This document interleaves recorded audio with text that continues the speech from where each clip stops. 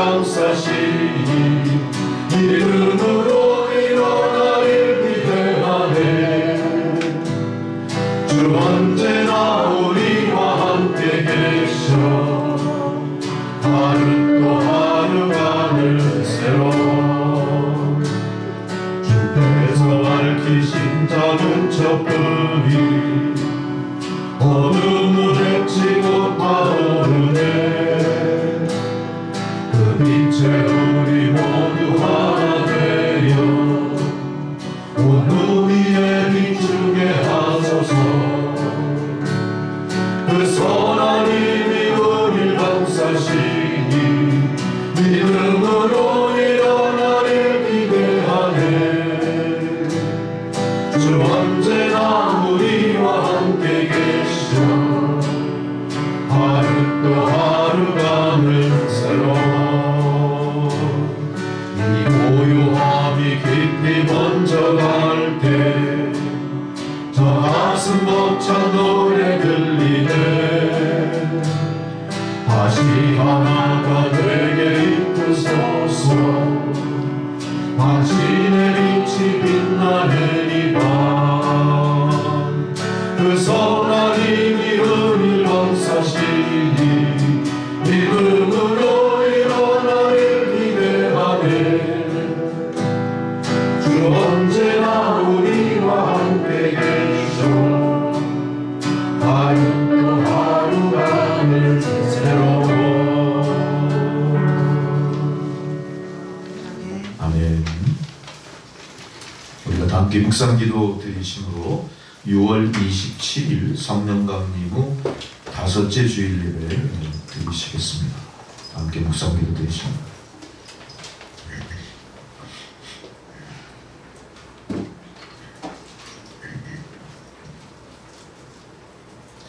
여호와께서 다스리시니 스스로 권위를 입으셨도다. 여호와께서 능력의 옷을 입으시며 띠를 띠셨으므로 세계도 견고히 서서 흔들리지 아니하는도다. 주의 보호자는 예로부터 견고히 섰으며 주는 영원부터 계셨나이다. 여호와여, 큰 물이 소리를 높였고 큰 물이 그 소리를 높였으니 큰 물이 그 물결을 높이나이다. 높이 계신 여호와의 능력은 많은 물소리와 바다의 큰 파도보다 크니이다.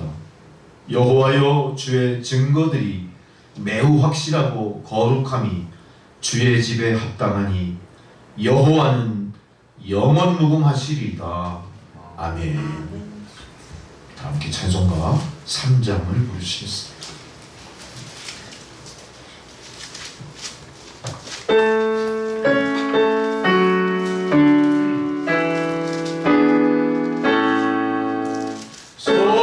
성자와 성령 찬송 영광 돌려보내세. 대처로 지금까지 또 영원 무궁토록 성삼위께 영광 영광.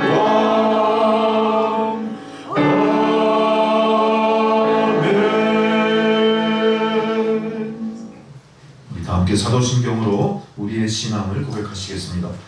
나는 전능하신 아버지 하나님 천지의 창조주를 믿습니다. 나는 그의 유일하신 아들 우리 주 예수 그리스도를 믿습니다.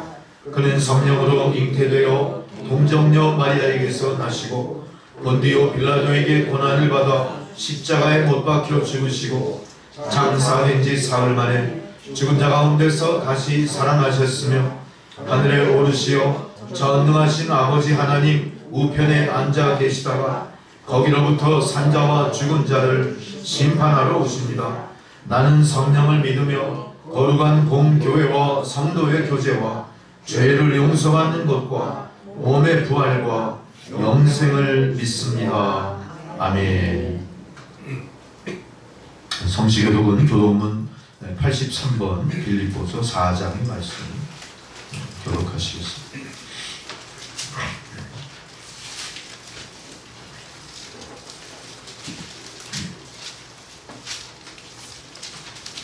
주 안에서 항상 기뻐하라. 내가 다시 말하노니 기뻐하라.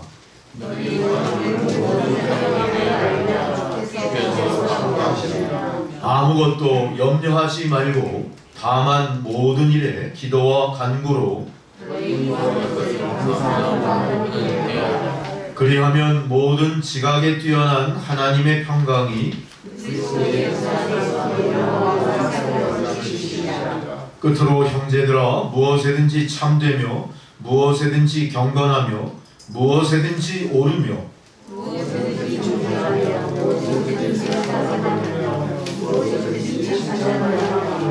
무슨 덕이 있든지 무슨 기림이 있든지 이것들을 생각하라.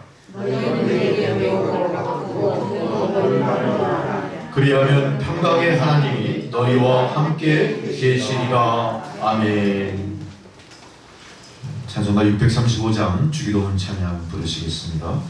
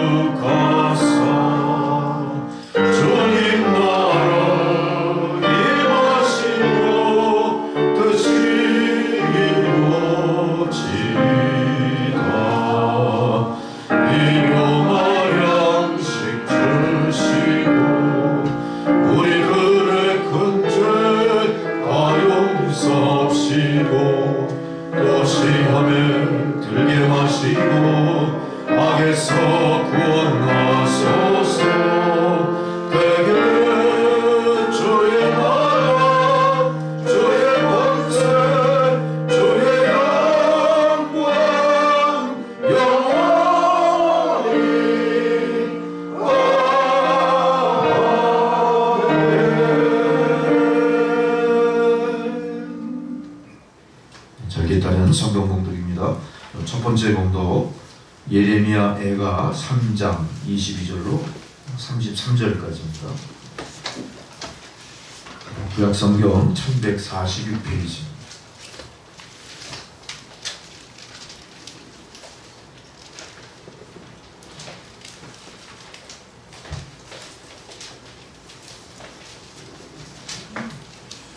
여호와의 인자와 긍휼이 무궁하심으로 우리가 진멸되지 아니함이니이다.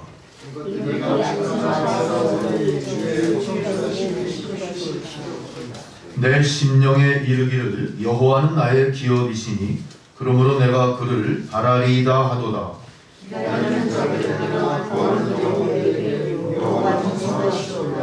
사람이 여호와의 구원을 바라고 잠잠히 기다림이 좋도다. 혼자 앉아서 잠잠할 것은 주께서 그것을 너희에게 메우셨습니다.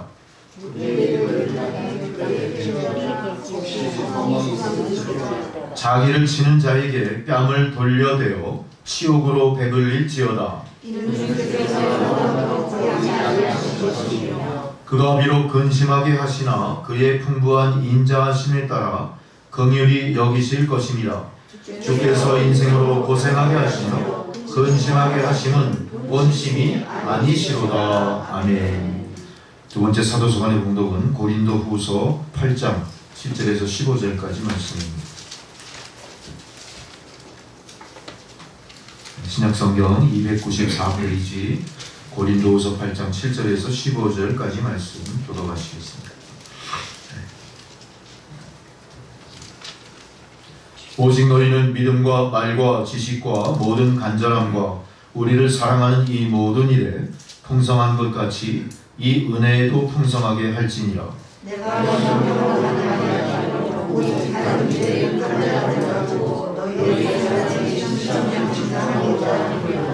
우리 주 예수 그리스도의 은혜를 너희가 알거니와 부요하신 이로써 너희를 위하여 가난하게 되심은 그의 가난함으로 말미암아 너희를 부요하게 하려 하심이라.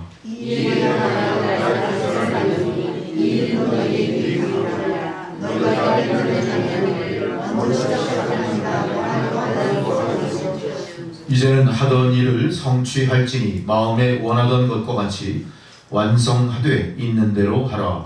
할 마음을 주시면 있는 대로 하실 것이요 없는 것은 하지 아니하시리라. 이는 다른 사람들은 평안하게 하고 너희는 곤고하게 하려는 것이 아니요 균등하게 하려 함이니 이제 너희는 넉넉한 것으로 그들의 부족한 것을 주시면 그들의 넉넉한 것으로 너희의 부족한 것을 주시하여 평안하게 하리라.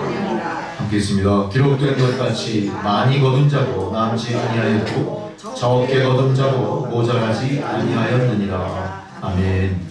세 번째 복음서의 공도 마가복음 5장 21절로 43절입니다.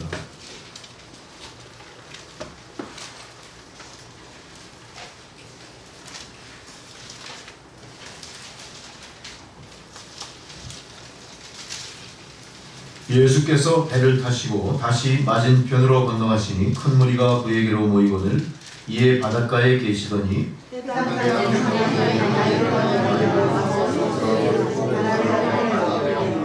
간곡히 구하여 이르되 내 어린 딸이 죽게 되었사오니 오셔서 그 위에 손을 얹으사 그로 구원을 받아 살게 하소서 하거늘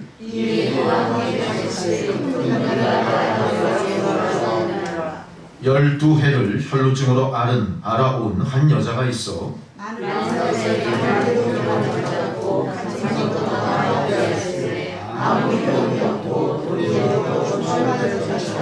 예수의 소문을 듣고 무리 가운데 끼어 뒤로 와서 그의 옷에 손을 대니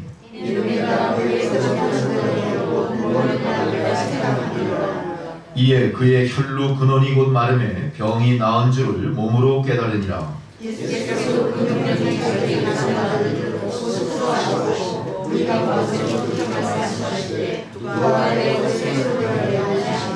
제자들이 여짜오되 우리가 에워싸 미는 것을 보시며 누가 내게 손을 대었느냐 물으시나이까 하되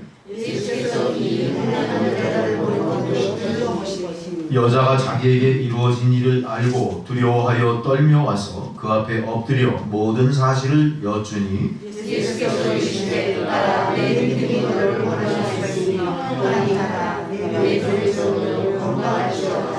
아직 예수께서 말씀하실 때 회당장의 집에서 사람들이 와서 회당장에게 이르되 당신의 딸이 죽었나이다. 어찌하여 선생을 더 괴롭게 하나이까? 예수께서 그 하는 말을 들으시고 회당장에게 이르시되 들어가지 말라.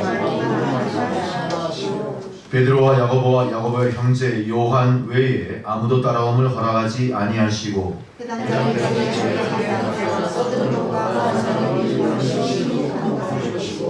들어가서 그들에게 이르시되 너희가 어찌하여 떠들며 우느냐 이 아이가 죽은 것이 아니라 잔다 하시니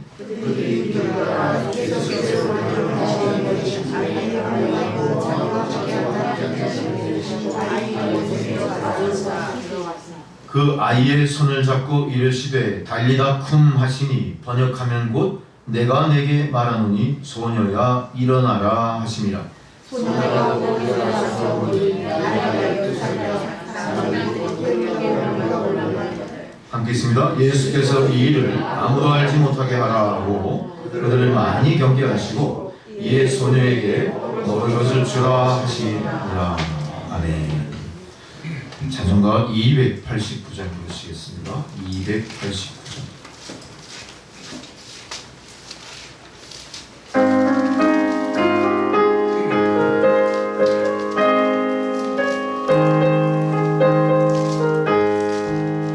주 예수 내 맘에 들어와 계시는 변하여 새사람 되고 내가 늘 바라던 잠빛을 찾은 것 주 예수 내 맘에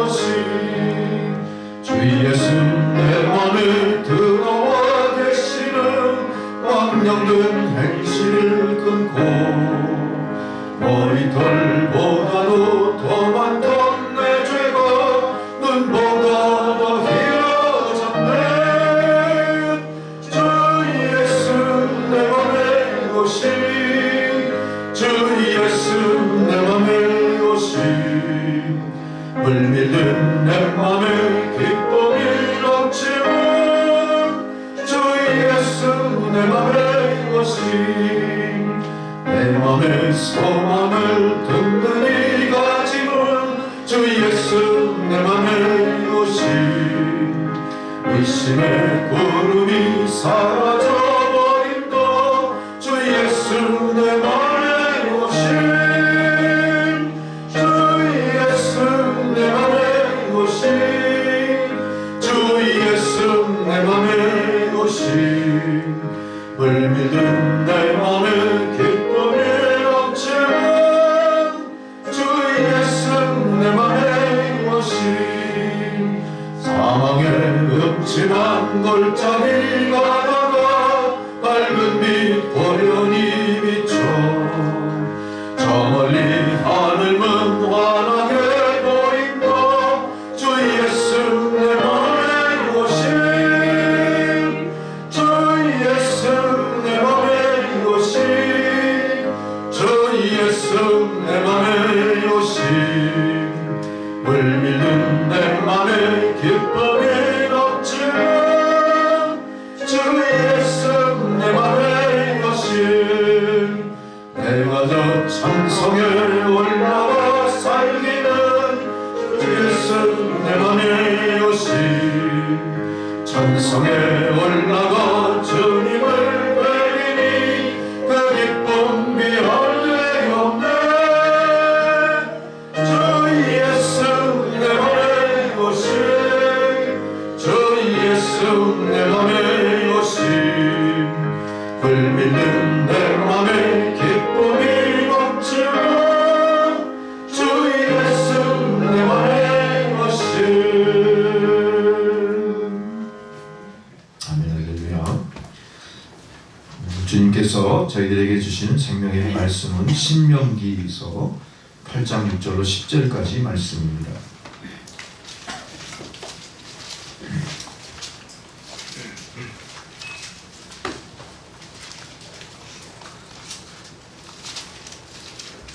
주의 말씀을 봉독해 드리겠습니다.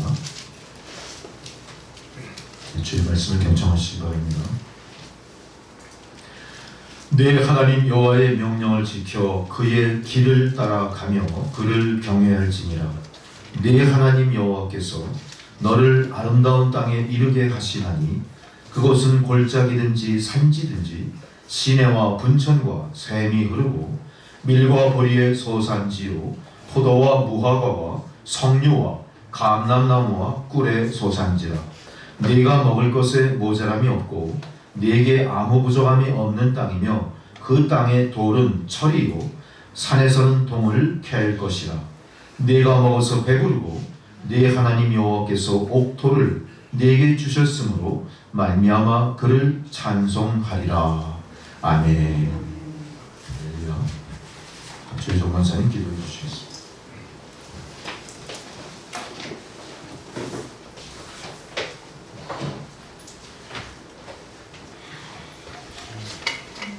기도드리겠습니다. 여호와께 감사하라. 그의 선하시며 인자하심이 영원하노라. 할렐루야. 전능하시고 사랑과 은혜가 풍성하신 여호와 하나님 아버지께 찬양과 감사를 올려드립니다. 오늘도 저희들을 사랑하시어 주님 앞에 모여 예배드릴 수 있도록 모든 것을 허락해 주심을 감사드립니다. 이 시간 성령님께서 저희의 마음과 생각을 주장하시어 마음과 정성을 다하여 신령과 진정으로 주님께 예배드릴 수 있도록 도와주옵소서. 예배를 방해하는 모든 악한 세력들을 물리쳐 주시어 주님께서 기쁘게 받으시는 예배가 될 수 있도록 도와주옵소서. 주님께서 허락하신 살같이 빠른 귀한 시간들을 하루하루 헛되이 살지 않고 주님을 더욱 사랑하며 주님 말씀에 순종하는 삶을 살아갈 수 있도록 인도하여 주옵소서. 풍성한 주님의 사랑에 힘입어 주님을 닮아가는 삶을 살아가게 인도하여 주옵소서. 그리하여 주님 앞에 섰을 때 책망받지 않고 잘했다 칭찬받는 성도가 될 수 있도록 도와주옵소서. 세상에 헛된 희망이 아니라 주님이 주시는 참 소망을 품고 살아가도록 인도하여 주옵소서. 또한 너희가 이 시기를 알거니와 자다가 깰 때가 되었으니 이는 이제 우리의 구원이 처음 믿을 때보다 가까웠음이라 고하셨사오니 마지막 때의 성도로서 합당한 모습으로 살아가며 천국 백성으로 온전케 되어가도록 도와주옵소서. 주님 안에서 서로 사랑하게 하시고 시기와 때를 분별할 수 있는 지혜를 주시고 빛의 갑옷을 입은 성도로서 어두운 세상의 빛과 소금의 역할을 잘 감당하는 성도가 되도록 도와주옵소서. 하나님 아버지, 이 나라를 비롯한 많은 나라들이 아직도 코로나19 팬데믹으로 어려움을 겪고 있습니다. 불쌍히 여기시어 코로나19가 속히 종식되어 일상 회복될 수 있도록 도와주옵소서. 그러나 이 또한 모든 것을 아시고 감찰하시는 주님의 선하신 뜻이 있을 줄 믿습니다. 아무리 과학과 의학의 대단한 발전이 있다 해도 전능하신 창조주 하나님 앞에 인간의 한계와 연약함을 깨닫고 겸손함으로 주님 앞에 나와 하나님의 뜻을 거역한 모든 죄를 회개하고 주님께 돌아오는 전화위복의 기회가 될 수 있도록 인도하여 주옵소서. 아직도 남과 북으로 나뉘어져 전쟁의 위험이 사라지지 않고 있는 이 나라를 불쌍히 여기사 복음의 능력으로 주님이 허락하신 때에 평화적 통일이 이루어져 북한의 동포들도 자유와 평화를 누리며 살 수 있도록 도와주옵소서. 그래야 남과 북이 하나 되어 주님의 사랑과 은혜를 전하는 선교국가로서의 사명을 잘 감당할 수 있도록 도와주옵소서. 또한 세우신 북촌교회를 어둠의 세력으로부터 끝까지 지켜주시고 보호하여 주시어 앞으로 북한 땅에 세워질 수많은 주님의 몸된 교회의 그루터기 역할을 잘 감당할 수 있도록 도와주옵소서. 남촌교회가 북촌교회를 위해 기도하며 주님께서 주신 북한 선교의 사명을 잘 감당할 수 있도록 인도하여 주옵소서. 이제 말씀을 선포하신 신정 목사님께도 영의 강건함과 성령 충만하심과 말씀의 능력을 허락하여 주시오. 성령의 인도하심 속에 주님께서 원하시는 말씀을 잘 전하실 수 있도록 도와주시옵고 저희들도 하나님께서 저희 각자에게 주신 레마의 말씀을 올바로 깨닫고 결단하여 순종하며 잘 훈련된 그리스도의 좋은 군사로 세워져 날마다 악한 사단의 세력들과의 영적 싸움을 승리하며 진실로 속히 오리라 하신 주님 오실 날을 예비할 수 있도록 도와주옵소서.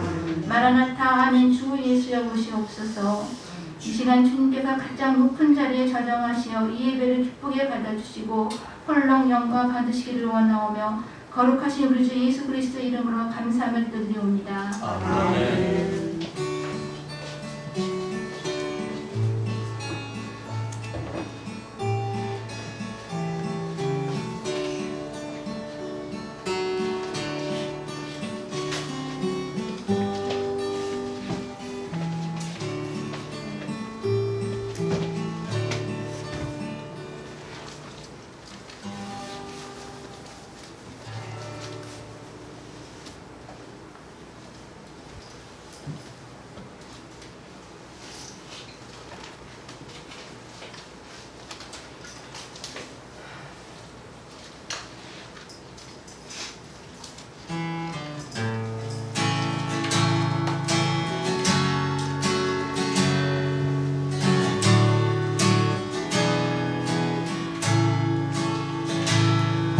하나님의 사랑을 사모하는데 하나님의 평안을 바라보는 자 너의 모든 것 창조하신 우리 주님이 너를 얼마나 사랑하시는지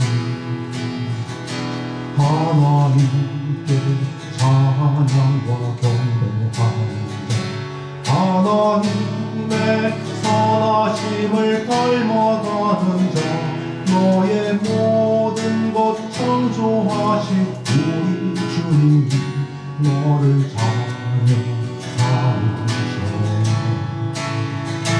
하나님 사랑의 눈으로 너를 어느 때나 바라보시고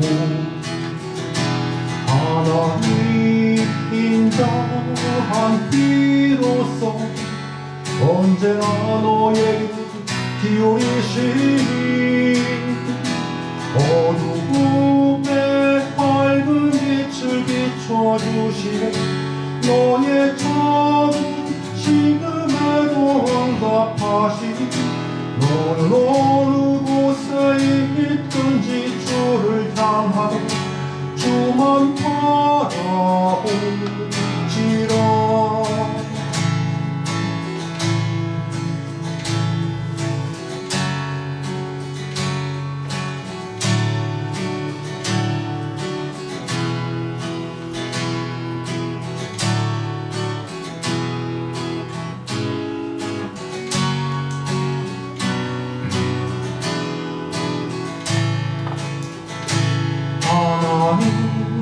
사랑의 눈으로 너를 어느 때나 바라보시고 하나님 인정한 귀로서 언제나 너에게 기울이시니 어두움에 밝은 빛을 비춰주시고 너의 작은 시름에도 응답하시니 너는 어느 곳에 있든지 주를 향하여 주만 바라보지라 주만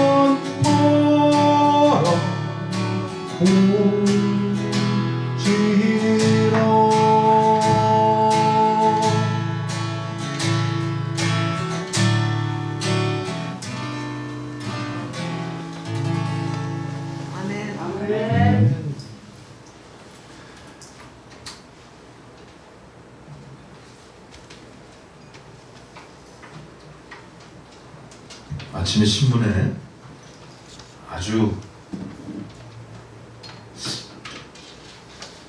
특별하달까요? 좀 산뜻하달까? 좀 그런 어떤 타이틀로 이렇게 가십도 아니고 좀 이렇게 뭐 기사 같은 게 하나 나서 봤는데 그 내용을 소개해드리겠습니다.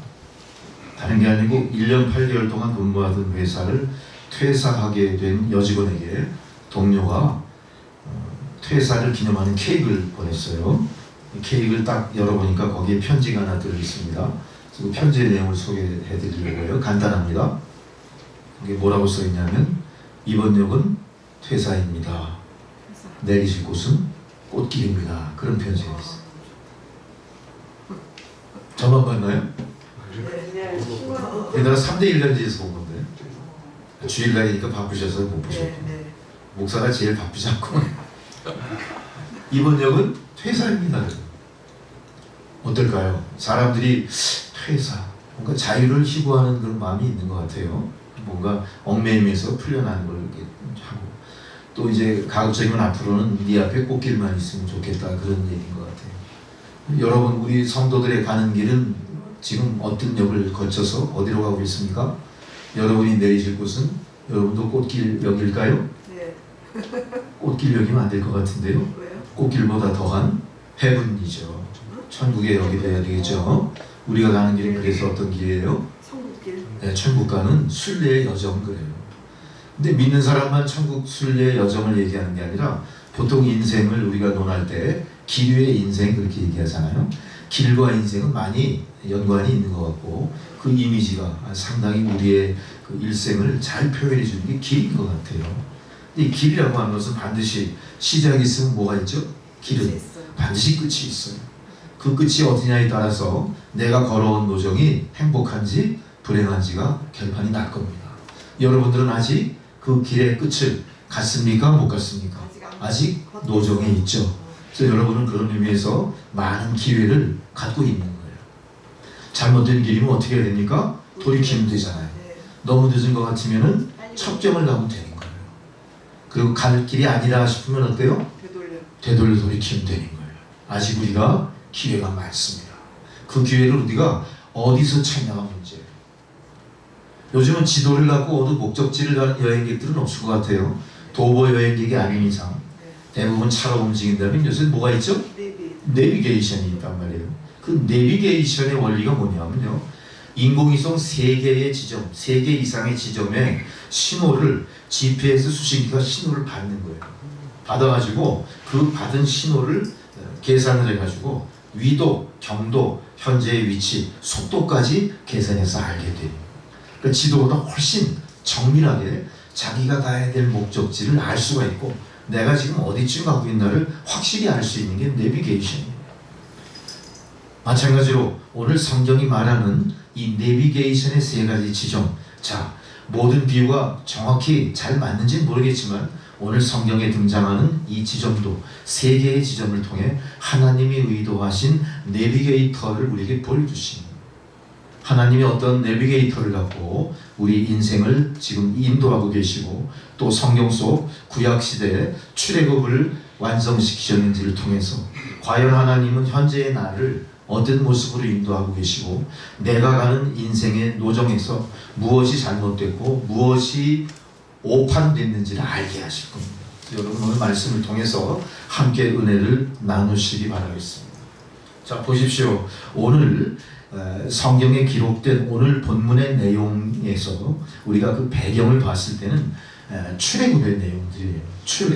애굽 땅을 탈출한 내용들이 오늘 신명기 본문의 배경의 내용이고 그게 시대사적인 그런 환경입니다.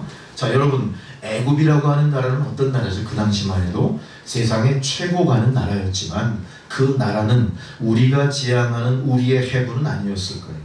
또 우리가 목적하는 더더욱이 이스라엘 민족들이 원하는 마지막 도착 지점은 아니었을 거예요. 하나님은 그렇기 때문에 그가 의도하신 바 이 백성들을 어디로 이끄십니까? 이 애굽에서 어느 곳인가로 이끄시기 위해서 모색하십니다. 몇 년을 모색하십니까? 기억하세요? 430년. 왜 그래요? 애굽에서 430년 종살이 했잖아요. 그러니까 출애굽을 이루기까지 이스라엘 백성들은 남의 나라에서 430년을 노예처럼 사는 거예요. 주권을 빼앗긴 채. 그 430년의 기간을 외롭게 산 게 아니라 누구를 바라보고 살았을까요? 자기 자신들을 선민이라고 여겨주시고 택하신 하나님을 바라보며 살았던 거예요. 그러니까 하나님은 결국 430년의 애굽 생활을 종지부를 짓고 이 사람들을 어디로 인도해 내십니까? 모세라는 지도자를 앞세워서 어디로 인도하세요? 어디로 내비게이터 역할을 하십니까? 두 번째로 가는 곳이 있어요. 광야를 이끄십니다. 아마 미디안 광야일 거예요. 바로 모세가 자기 민족을 괴롭히는 애굽 사람들을 쳐 죽이고 도망간 그 광야일 거예요. 그 광야로 나간 게 두 번째 내비게이터의 지점입니다. 그리고 막 이후로 세 번째 오늘 본문에 언급된 장소가 있어요. 어떤 장소를 기억하십니까, 여러분은? 그곳이 바로 가나안 땅입니다. 가나안. 이 세 가지 지점을 통해서 이스라엘 백성들이 뭘 완성해요? 출애굽을 완성시키는 거예요.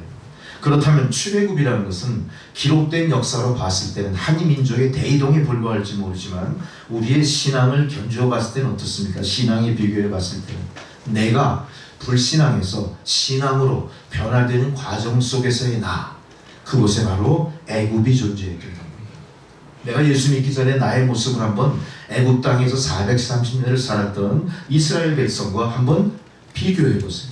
그리고 거기에 투영된 나의 모습을 통해 내가 과연 하나님께서 나를 내비게이터로 인도하시는 것처럼 순종하며 가는지 아닌지를 알 수가 있습니다.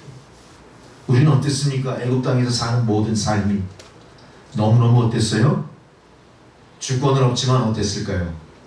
만족스러웠어요. 생각보다. 왜 만족스러웠죠? 미국 같은 나라에서 살았으니까. 미국 어때요? 저 지금도 가고 싶죠? 세상에 부족함이 없는 나라예요. 애굽은. 세상의 중심이에요. 그러니까 이 나라 백성들이 어떻게 했어요? 하나님의 선민이라고 하는 선민의식을 어떻게 했습니까? 430년이 지나도록 가물가물해진 거예요. 자신들의 위치를 어떻게 했어요?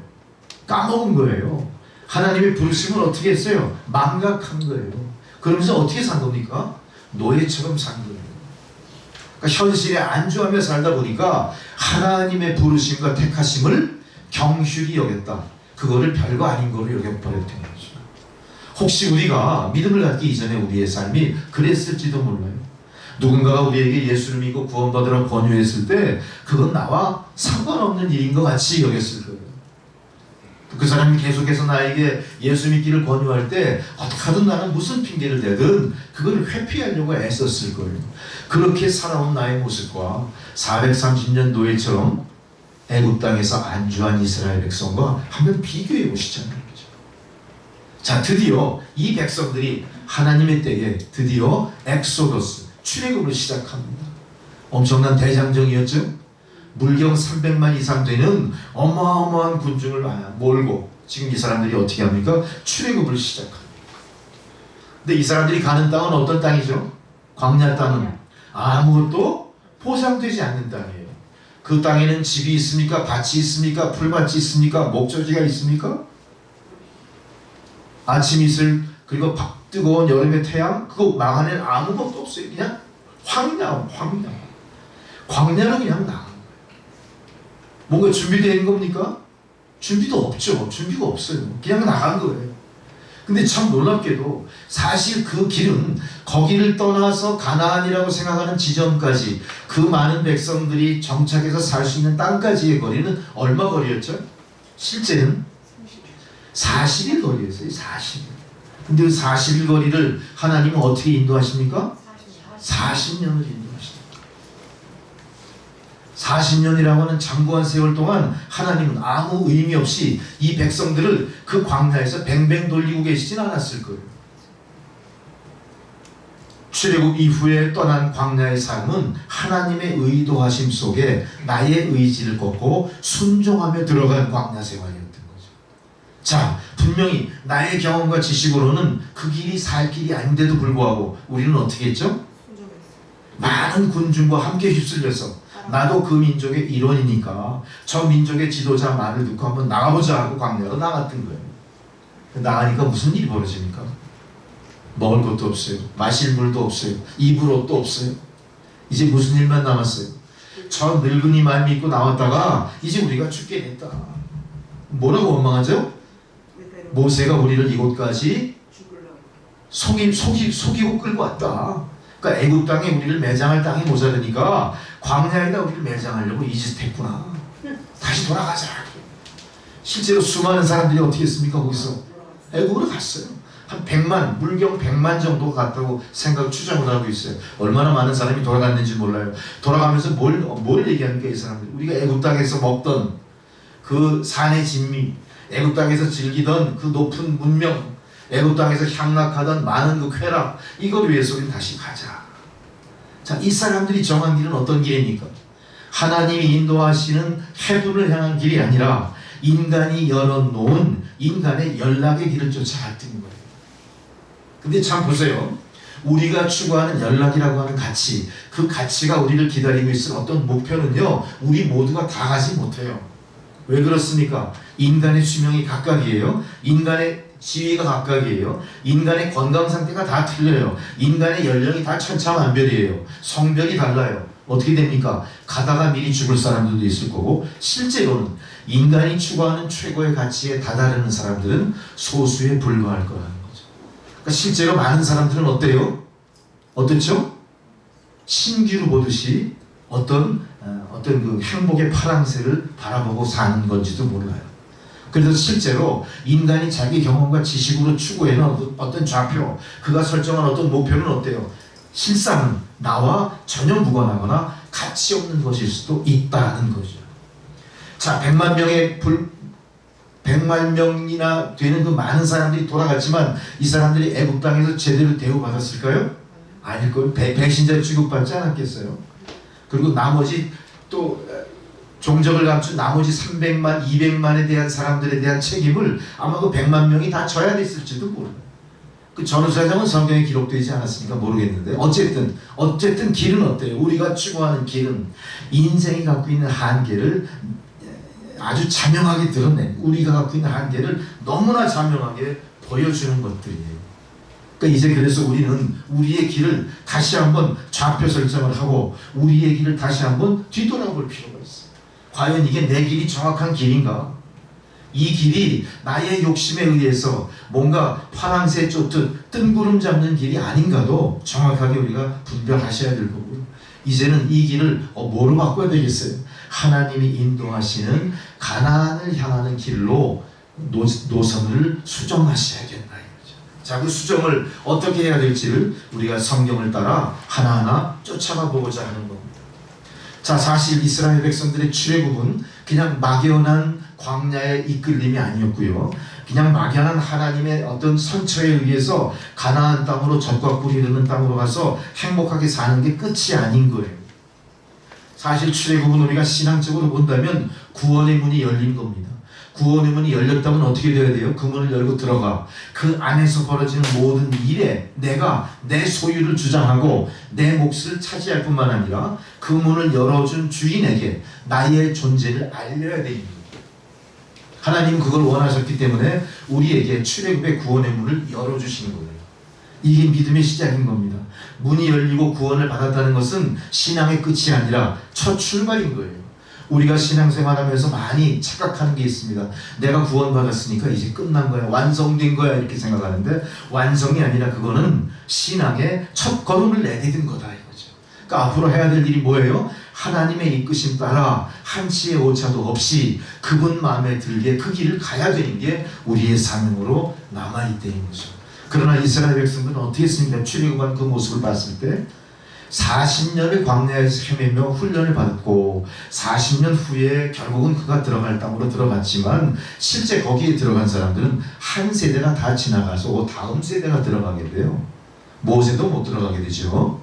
여호수아와 갈렙 몇몇 사람만 들어가고 나머지는 다 광야에서 죽게 되는 겁니다. 그러니까 우리의 길은 어때요? 항상 우리의 길은 그 마지막의 상황을 우리가 장담할 수 없는 길을 우리가 가고 있다는 거죠. 분명하게 우리는 다시 한번 인식해야 될 게, 우리의 목적지와 출발지가 분명히 다르다는 사실이에요. 우리는 이렇게 출애굽을 통해 신앙생활을 시작했지만, 우리가 도달할 곳이 정말로 꽃길일지, 정말로 헤븐일지, 진정 파라다이스일지, 가나안일지, 아니면 그 이상일지 이하일지에 대해서 우리는 아무것도 장담할 수 있는 게 없다는 거죠. 단지 이 구원은 오직 하나님께서 열어놓으신 유일한 길로 가야만 도달할 수가 있다는 사실이에요. 우리의 구원의 문은 선택의 여지가 없습니다. 우리의 믿음은 이 길 저 길, 첩경이 있는 길이 아닙니다. 그저 하나님이 열어놓으신 길을 죽으나 사나 끝까지 가야 되는 길이 우리에게 놓여있는 신앙의 길이고 구원의 길이라는 사실이죠. 바로 이렇게 구원의 문은 하나님께서 열어놓으셨을 뿐만 아니라 그 구원의 길조차도 하나님께서 우리를 이끌고 계세요. 자, 우리를 이끄시는 하나님이 우리가 쫓아가서 보니까 결국은 어떤 곳이었습니까? 출애굽 이후에 광야길이었어요. 광야는 어떤 곳입니까? 사람이 생존할 수 없는 척박한 땅이죠. 왜 하나님이 그곳으로 우리를 인도했을까요? 다 몰살시키려고요? 아닐 거예요.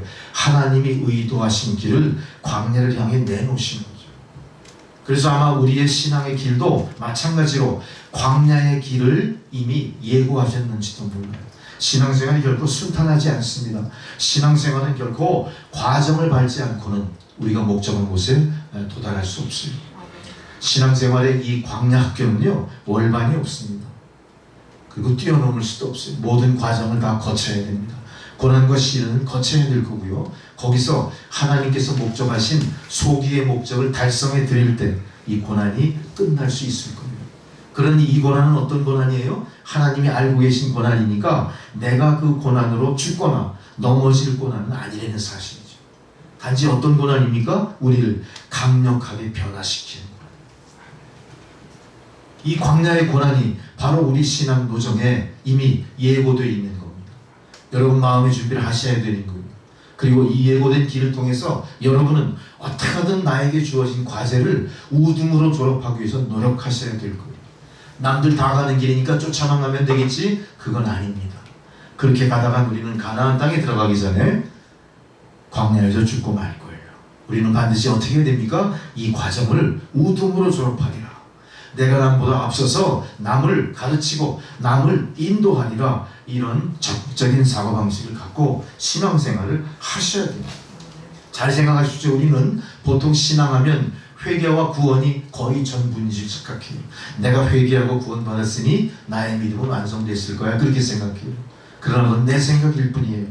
회개하고 구원받은 우리에게는 하나님의 광야학교의 과정이 반드시 있을 거예요.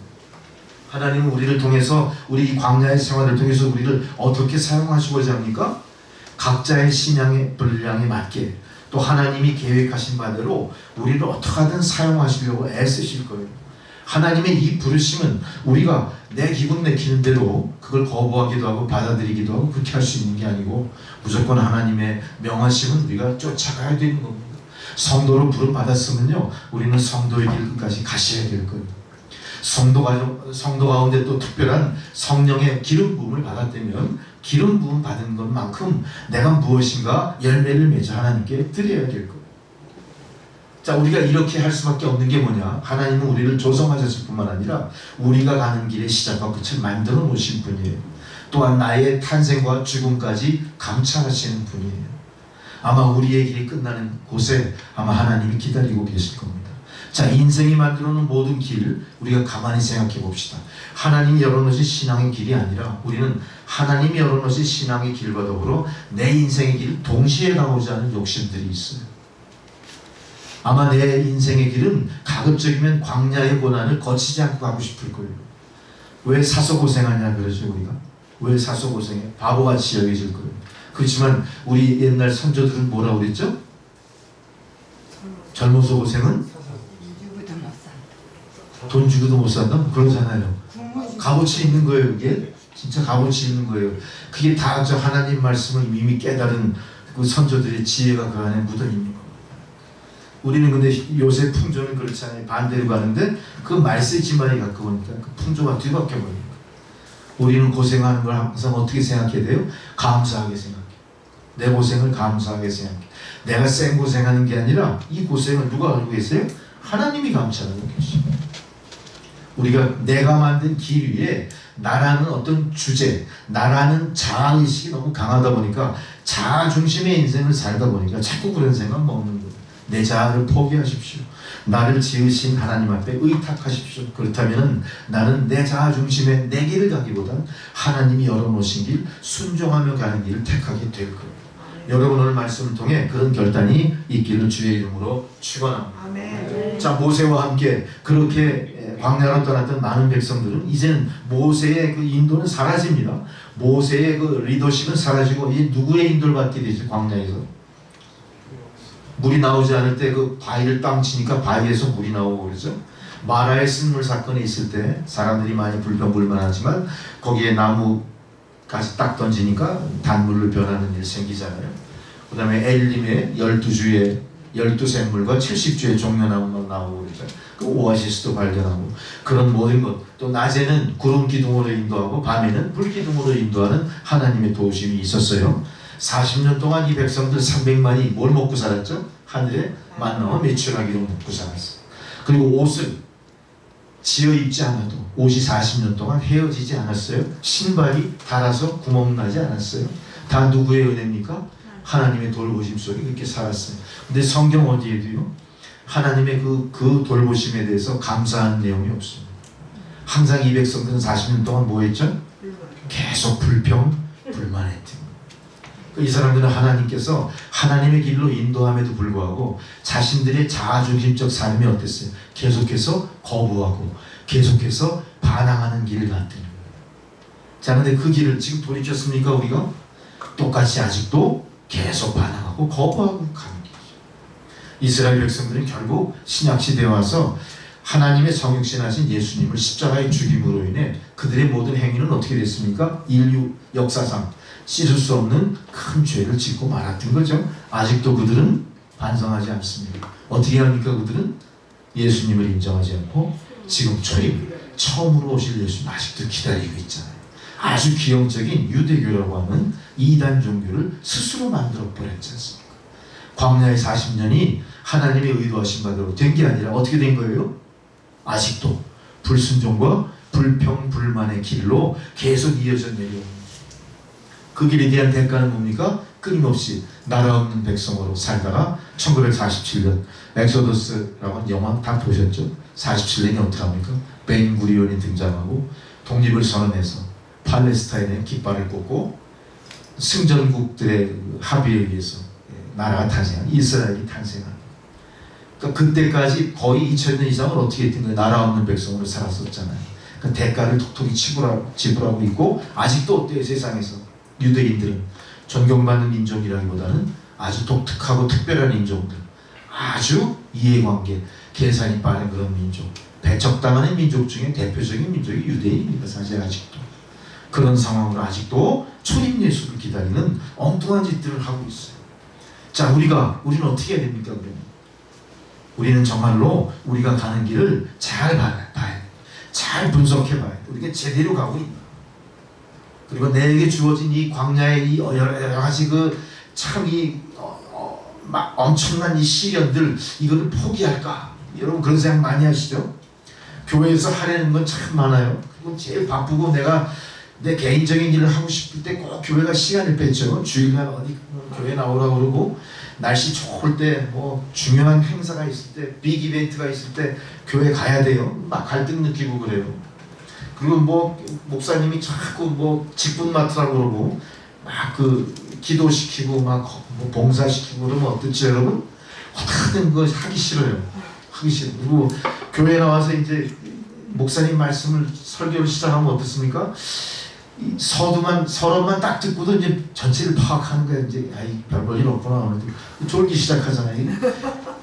어떻게든 우리가 도망갈 생각만 하는 거예요. 도망갈 생각만 하는 거예요. 그런 이 광야의 길이 어때요 우리에게는? 너무나 힘든 거예요. 힘든 거. 광야의 길을 통해서 어차피 우리가 가야 될 길이라면 여기서 졸업장을 받아야 되는데 우리는 항상 어때요? 졸업장을 받기는 스스로 포기해. 자퇴하시고 싶죠? 자퇴. 다 자퇴하고 싶어. 엉뚱한 데로 가려고 그래. 그 이상한 종교로 기웃대기도 해요. 아니 저 종교 가니까 뭐 무슨 후원금도 막 줘요. 교통비도 주고 귀가 쏠깃하고. 아 어느 종교로 가니까 취직을 시켜준대. 신천지. 우리 교회 나오던 이 복남 아저씨가 그 신천지 이웃에게 맨날 시달리는데 거기 가면 취직도 시켜주고 뭐 무슨 봉급도 주고 그런데 거기 성도들에게 돈도 주나 봐요. 돈이 엄청 많은 신천지예요. 매일 와서 막 그냥 저거 하는데 너무 그렇게 심하게 하니까 어때요 이 사람이? 하루는 솔깃한 거. 야 그게 뭐길래 그렇게 난리냐? 나도 가볼까 그러는. 그럼 너희들이 좋다는 게 뭐야? 귀가 솔깃해서 한번 논쟁을 해보자 그런 거예요. 근데 논쟁을 하면 할수록 어떻죠? 안 되죠. 그 사람들은 아예 준비하고 나온 사람들인데 우리가 뭐랍니까? 우리가 뭐 반평생 예수 믿어봐야 우리 잘 모르잖아요. 성경도 잘 모르는데 기도도 잘 모르는데 몰라요 우리가. 그러니까 항상 10번 얘기하면 어때요? 10번 다 지는 거야. 맨날 지니까 이 사람이 이제 나중에 어떻게 돼? 이거 가야 되는 거야? 말아야 되는 거야? 최후로 우리 남천교회 신목사님한테 한번 상담을 받아봅시다. 어저께 전화가 온 거예요. 이 도대체 이게 뭡니까 말이야. 내가 저 사람을 설득을 시켜야 할 텐데 이 사람을 데리고 목사님 만나고 싶습니다 그러는 거예요. 내가 그 사람 만나본들 내가 그 사람 설득시킬 수 있을까요? 못 시켜요. 그걸 어떻게 되는 거예요? 그런 쓸데없는 논쟁 때문에 예수님만 애먼 예수님만 괜히 고록스럽게 되는 거야. 그건 사실 어때요? 포기해버리는 게 나은 거예요. 그래서 제가 신천지 이단이 발생하게 된 그 근원부터 대강 설명을 해주니까 그 복남 아저씨가 그렇군요 하고 수긍을 했어. 다 혹세무민한다고요. 혹세무민. 세상이 어수선할 때 가난한 사람들, 마음 붙일 것 없는 사람들에게 가머니서를 속여가지고 그 사람을 다 모아서 박태선 장로의 그 신앙촌 신앙이 그런 우리나라 그 대표적인 이단의 모태거든요. 그거 쫙 설명을 해주니까 조금 감을 잡는 거예요. 조금 감을 잡는 거예요. 그래서 내가 그 복남 아저씨한테 이 얘기를 한마디 하고 끝마쳤어. 그 교주라고 하는 이만희 그 사람이 영생불사한다고 그랬는데 몇 년 더 살지 조금만 기다리십시오. 곧 죽을 테니까. 그러면 모든 거 끝나는 겁니다. 그랬더니 껄껄 웃으면서 알았습니다 그러더라고요. 그래서 제가 전화를 거의 끊을 무렵에 그렇게 얘기했어요. 참 불쌍한 인생입니다. 그 영혼도 우리 교회로 모시고 올 수 있으면 모시고 오십시오. 저는 두 가지 의도한 바가 있었죠. 교회를 떠난 이복남 아저씨를 교회로 불러는 목적, 더불어 또 그 분과 상담을 빙자해서 다시 신앙생활을 시작하게 하려는 생각으로 언제 한번 모시고 오십시오. 정 그 사람이 완강하게 거부하면 우리 교회를 모시고 와서 신 목사님하고 직접 면담하십시오. 이렇게 하라고 얘기를 한 적이 있어요. 어떻습니까? 우리는 이렇게 광야의 시련을 감당할 수 없어 할 때 어때요? 엄청나게 많은 사탄의 유혹에 빠지게 돼요. 또 우리 스스로 믿는 사람들 중에서도 어떻죠? 서로가 서로를 격려하고 신앙을 북돋아 주는 게 아니라 우리 다 같이 몰려서 타락하자 그런 경향이 있어. 야, 다 같이 몰려서 놀자. 오늘 하루쯤이야 이러면서 놀라고 그래요. 응? 그런 뭔가 이렇게 좀 나사가 풀린 것 같은 낌새가 보인단 말이죠. 그럴 때 우리는 항상 조심하셔야 돼요. 그렇게 해가지고 우리가 이 광야의 시련을 딛고 정금처럼 나올 수가 없는 거예요. 조금만 더 기다리십시오. 하나님께서 의도하신 바를 내가 감당해 냈을 때 그때 나에게 주어질 하나님의 영광, 하나님의 칭찬, 하나님의 놀라운 은혜는 무엇과도 비교할 수 없을 거예요. 아마 여러분이 광야의 시련을 혹독하게 당하면 당할수록 여러분에게 주어지는 마지막 결과의 열매는 훨씬 달고 훨씬 크고 훨씬 값진 열매가 준비되어 있을 겁니다. 아멘. 여러분 걱정하지 마시고요. 지금 가시던 이 광야길 눈 찔끔 감고 견뎌내시기 바랍니다. 아멘. 한눈 팔지 마세요. 견뎌낼 때 하나님이 우리에게 뭘 주실까요? 젖과 꿀이 흐르는 가나안 땅을 보장해 주십니다. 자, 우리의 믿음은 어떤 믿음입니까? 가나안까지 가야 되는 믿음이에요. 우리가 하나님의 울타리 안에서, 하나님의 품 안에서 안주하고 그 안에서 젖먹이처럼 유치한 믿음의 수준으로 그냥 그렇게 머물러 있어가지고는 우리가 가나안 땅에 들어가지 못하는 겁니다. 우리는 뭐예요? 하나님으로부터 교육받은 것대로, 하나님으로부터 은혜 받은 것대로 내가 어떻게 돼야 됩니까? 성장해야 되는 거예요. 이제는 내가 누구의 이끌림을 받아 그 길을 건너갔다면 이제는 자발적으로 내가 황야길을 건너가야 되는 거예요. 이제는 내가 건너갈 뿐만 아니라 누군가를 이끌고 건너가야 돼. 누군가 배신하고 돌아서는 사람들에게 격려하셔야 돼. 붙잡아 줘야 돼. 그리고 그들을 이끌고 내가 끌고 가야 되는 거예요. 그래서 성과를 이뤄내야 되는 겁니다. 여러분, 우리의 신앙이 대개 믿음의 침륜에 빠진다 그런 소리 하죠. 침륜, 좀 어려운 한자말입니다만 믿음의 매너리즘, 항상 하던 일이니까 습관적인 게 돼버리는 거예요. 우리는 믿음의 사람이 아니라 신앙인이 된 게 벌써 오래예요. 우리는 신앙하자고 신앙인 되는 건 아무 의미 없는 겁니다. 우리는 그 안에서 자라나서 이제는 주님의 뭐가 돼야 돼요? 제자가 되고 주님의 사도가 돼야 되는 거예요. 가르칠 수 있어야 되고 리더십을 갖고 앞장설 수 있어야 되는 거예요. 그러한 모든 교육과정이 어디에서 있다고요? 광야학교에서 있는 겁니다. 또 광야학교에 들었은 여러분, 그걸 갖다가 원망스러워하지 마시고요. 나만 당하는 고난인가 착각하시지 말고요. 거기서 우등으로 졸업하기 위해서 노력을 하셔야 됩니다. 그러기 위해서는 어떻게 해야 될까요, 여러분? 더 많이 성경을 읽어야 될 거고요. 더 많이 기도해야 될 거고요. 이제 새벽 기도도 드리셔야 됩니다. 그 음식도 하셔야 되는 거예요. 하나님과 나 사이의 1대1의 약속을 내가 확인해보고 부딪혀보는 거예요. 하나님, 내가 믿음이 아직도 연약한 수준에 있는 것 같은데 이제 내가 금식을 통해서 믿음을 구하오니 나에게 큰 믿음을 주십시오. 다니엘처럼 기도할 수 있는 기도의 능력을 주십시오. 사도 바울처럼 될 수 있는 사울이 바울이 되는 그런 놀라운 변화의 역사도 나에게 보여주십시오. 금식도 해보세요. 금식, 제가 좋은 거 하나 또 팁을 드리고 싶습니다. 우리가 40일 금식하는 건 어때요? 아무나 못하죠? 그 예수님이나 하시고 완성하신 거예요. 가끔씩 40일 금식 기도 하시는 목사님도 계시죠? 근데 40일 금식 기도가 얼마나 힘든 거냐면요, 제 아주 친한 친구의 사촌형이 공군 대위로 전역을 하시고 나서 목사님이 되셨어요. 그 나이도 지긋한 입장에서 목사님이 되신 분이죠. 그래서 전농동 안에 그 전농시장 속에서 2층에 개척교회를 시작하셨는데, 개척교회가 어떻게 잘 될까요? 너무너무 힘든 거죠. 개척교회 3년 만에 이 목사님이 작정을 하신 겁니다. 너무 교회가 부흥이 안 되니까 얘기를 들은 것 같아요. 금식 기도 40일이라면은 교회가 부흥된다, 이 소리 들으신 것 같아요. 그 지푸라기라도 잡는 심정으로 목사가 당연히 금식 40일 도전해 볼만 하죠. 성경에 나온 거니까. 40일 금식 기도를 하셨어요? 어떤 일이 벌어졌을까요? 교회가 정말 부흥했을까요? 40일 금식 기도를 마치고 산에서 내려온 목사님이 백발이 되셨어요. 백발이 되시고 그 40일 금식 기도 이후에 건강이 안 좋아지셔가지고 그 교회가 어떻게 됐을까요? 계속 못했어요. 한 5년 만에 문을 닫고 그 목사님이 딴 데로 전출을 하셨는지 그건 모르겠습니다만 그 교회가 사라진 거예요. 자, 어때요? 하나님은 우리가 하나님이 원하시는 대로 다 했을 때 그대로 갚아주시는 분일까요? 우리는 가끔씩 믿음을 통해 착각하는 경우가 있어요. 하나님이 창조주시면 우리는 어떤 존재죠? 한 줌 흙에서 만들어진 피조물이에요.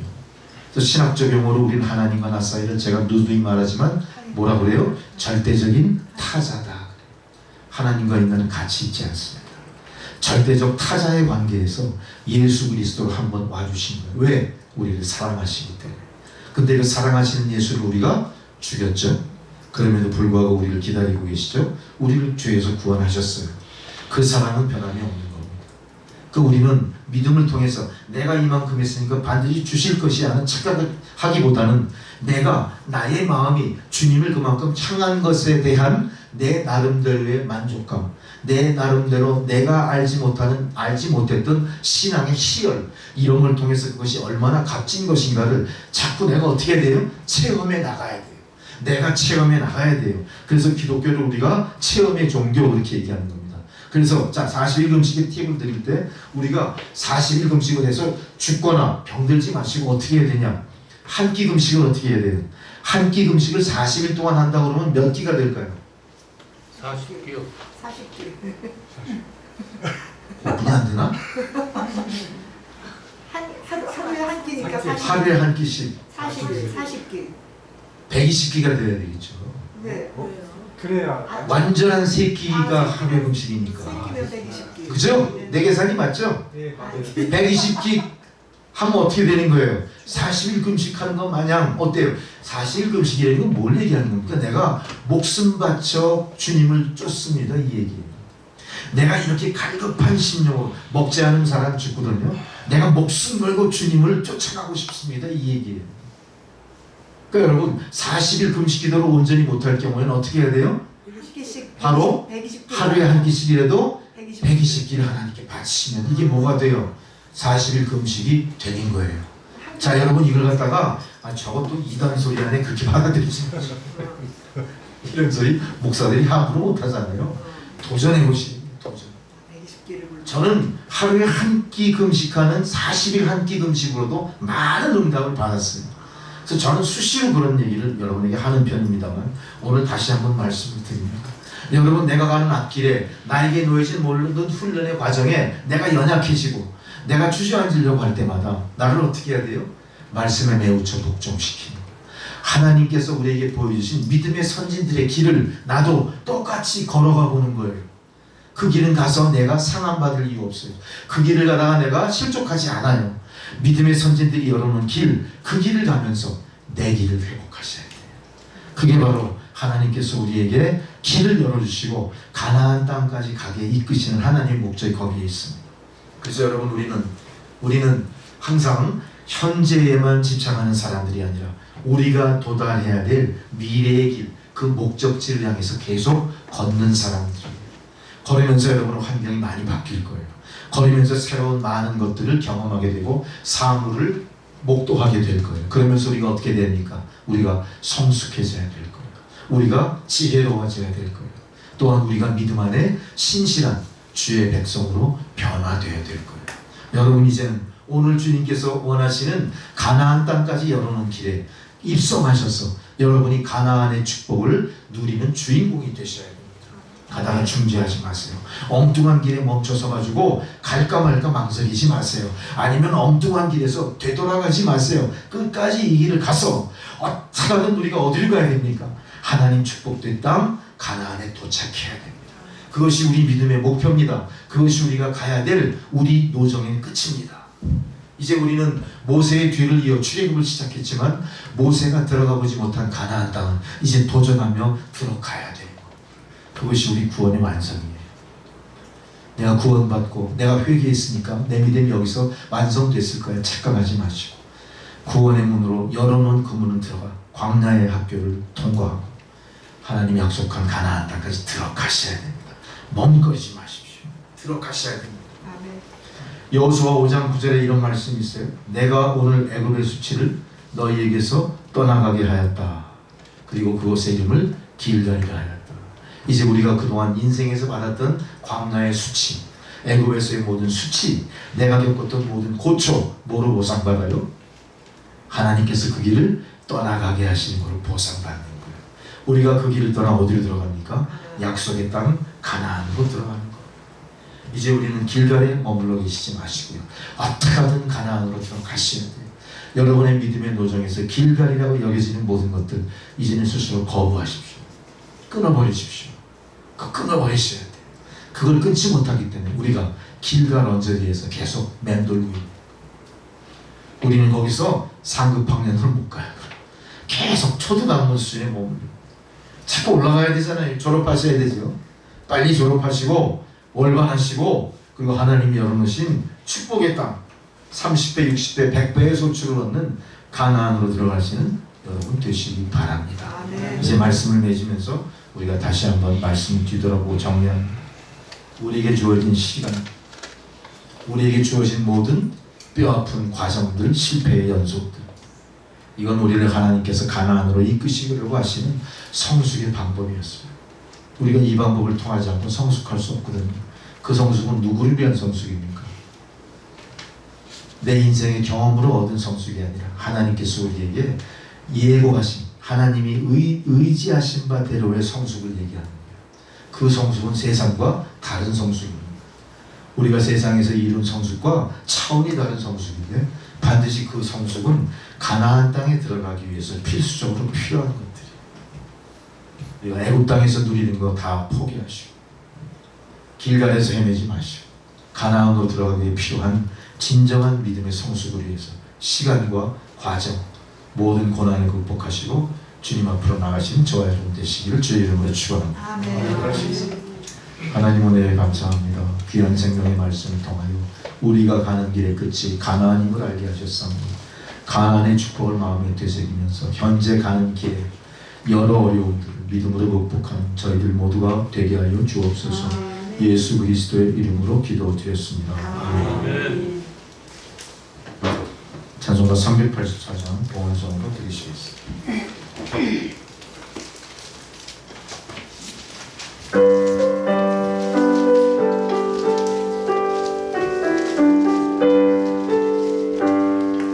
나의 하나님 가가도 예수 인도하시니 내 주 안에 있는 긍휼 어찌 의심하리요. 믿음으로 사는 자는 하늘 위로 가겠네. 무슨 일 만나든지 만사 형통하리라. 무슨 일 만나든지 만사 형통하리라.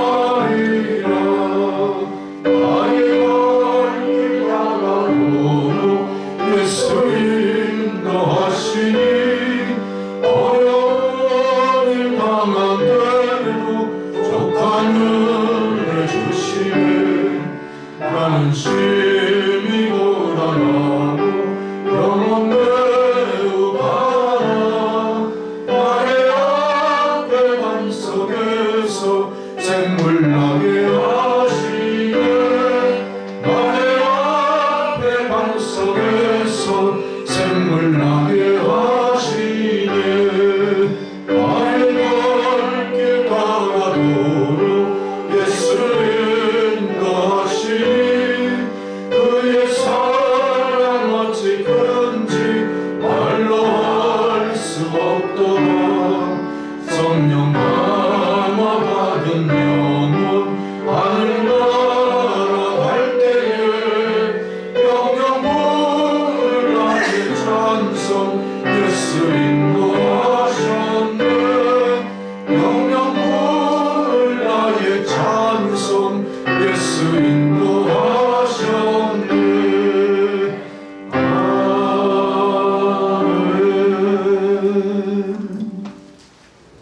전능하신 아버지 하나님, 코로나19 팬데믹 사태로 인해 가뜩이나 혼란스럽고 어려운 세상 속에서 우리가 가는 노정을 갈짓자 걸음하며 우왕좌왕할 수밖에 없는 이 고난의 현실 가운데서도 하나님 믿음의 백성들을 성별하여 성전으로 부르시고 또한 주신 말씀을 통하여 다시 한번 주님의 사랑과 인도하심을 상기하게 하시고 또한 감사함으로 우리 앞에 놓여져 있는 광야의 시련을 깊이 통찰하고 회복할 수 있도록 기회를 허락하신 은혜에 감사드립니다.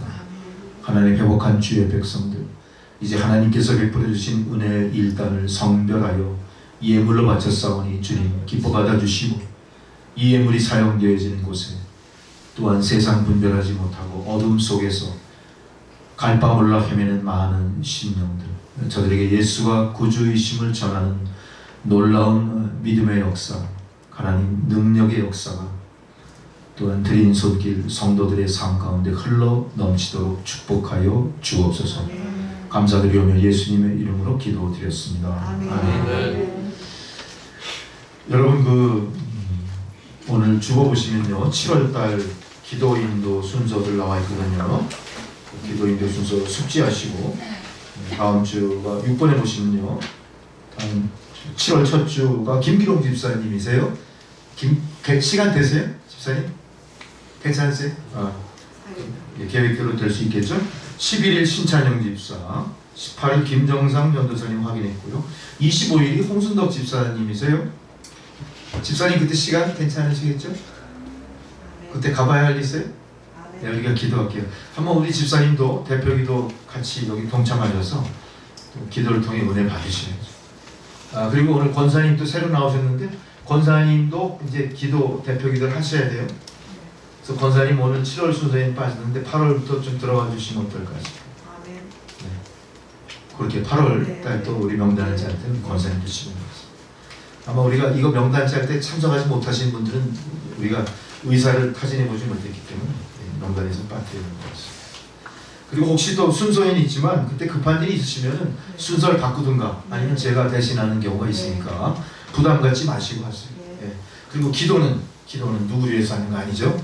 예, 나를 위해서 하는 거. 예. 기도는 욕심 내셔야 되고 도전하셔야 돼요. 그리고 제가 아침마다 나누는 그 복음의 말씀이 있죠. 그 말씀이 예상보다 많은 사람들과 나눕니다. 그래서 그 숙명 기독교 선교회 솔트펜 그쪽에 그 이사장님하고 연결이 돼서 그쪽에 또 예배 초청을 받았어요. 그래서 그 어쨌든 우리가 작은 교회지만 어떤 큰 교회나 이런 다른 쪽하고 자꾸 교류가 시작되는 좋은 의미로 받아들이고 또 여러분의 기도를 요청합니다. 그래서 7월 둘째 주 토요일 그쪽에 예배를 제가 인도하게 됐습니다. 제 생각엔 아마 계속 됐으면 좋겠는데 그건 모르겠어요. 솔트펜 한번 들어가 보시면 생각보다 숙명 선교회가 엄청난 역사와 또 많은 그 뭐라 그럴까 역량을 갖고 있는 선교회더라고요. 깜짝 놀랐어요. 그래서 이사장님이 전화하셔가지고 그렇게 해서 결정이 된 겁니다. 여러분들 기도하시고 우리 남편교회를 사랑해 주시고 협력해 주셔서 그런 일이 있는 것 같아요. 좋은 소식인 것 같습니다. 축도로서 예배를 마치겠습니다. 이제는 우리 구주 예수 그리스도의 은혜와 하나님 아버지의 사랑과 성령의 교통감화 역사하시는 그 놀라운 은혜가 우리 기류의 인생을 고난과 시련의 광야 학교를 통하여 정금처럼 나오게 하시는 주님의 사랑의 손길을 감사드리면서 이제 기꺼이 주의 부르심에 응하고 주님이 이끄시는 대로 광야에 외치는 자의 소리가 되기를 자원하는 주의 백성들 머리머리 위에 그들의 가정과 자녀손들과 모든 하시는 생업 위에 또한 코로나19 팬데믹 사태 일선에서 수고하시는 의료진들, 간호사분들, 방역에 협력하는 모든 사람들 그 머리머리 위에 그들이 하는 모든 일들 가운데 이제로부터 영원토록 함께 하시기를 간절히 축원하옵나이다. 아멘.